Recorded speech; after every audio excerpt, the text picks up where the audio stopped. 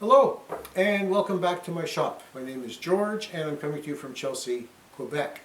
So, Leggy Tip number 2. First off, I'll mention that there is nothing labeled in my catalog as Leggy Tip number 1. When I first made that tip on paint storage, I didn't think I was going to make a series of it, but in the end I chose to, and so here it is, Leggy Tip number 2. Now, what's leggy about it? Well, looking around the shop at how I do things, I realized that some things I've been doing in the same way for at least 10 years, if not 20. And in that sense, that way of working has legs. It's gone the distance with me. And so I thought, yeah, it might be interesting to let others know about it. So what is Leggy Tip number 2? It has to do with applying glue. And specifically, the thing that I've been doing year over year for a long time is keeping a bottle, a plastic bottle of water in the shop. And this plastic bottle of water has some brushes that I use to spread the glue just on it, held in place with a rubber band. Most of the time I use the 1/2-inch brush. Occasionally, if it's a wide area, I'll use the 2-inch brush.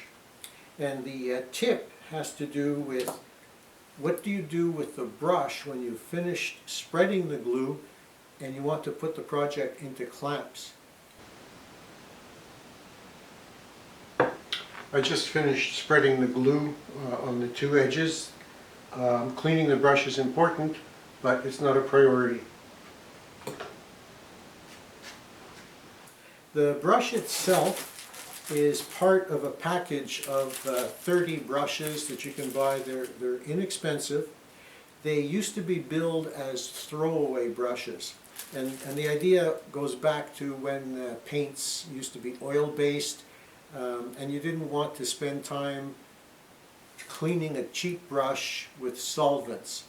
Nowadays, paint and glue is water soluble, and it pays to wash your brushes when you're done with them. So that's the core of Leggy Tip number 1, having a plastic bottle of water in the shop at all times.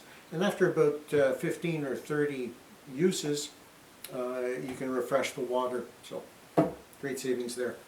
I'll go on a little bit more because I think also what I do with the glue bottles. So first off, which glue bottle do I use? Well, Rambling Russ, a friend of mine, has recommended, he's reviewed about 12 or 15 different glue bottles. So glue bottles that come with the glue, glue bottles that you can buy separately, and even glue bottles that you repurpose from condiments, so like mustard bottles and ketchup. And in reviewing them, he said this is the best one to use. I don't want to steal his thunder by telling you which one it is exactly, but I completely agree with his final recommendation, and I've started using exactly that kind of bottle. I think as well I can go a little bit farther with this recommendation and mention that the same company makes a clear version of the bottle. So the one that we use in the mustard that we use in North America tends to be what we call yellow mustard. But if you're a fan of Dijon mustard, you can get the same bottle in clear. So you can actually see how much glue you've got. Alright, and finally, this is recent, I can't really say it's a leggy trick, but it's working out really well, is I keep my glue bottle upside down, so that when you're just making something small, let's say a tool holder for instance, you don't want to keep waiting for the glue to come out. So keeping it upside down lets me use it right away.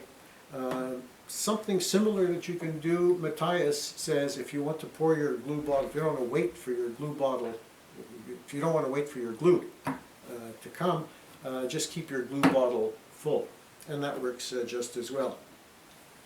I keep it upside down using this 3D printed stand. but you could quite readily make a stand with a couple of hole saws and a block of wood. So that's it for my recommendations for glue.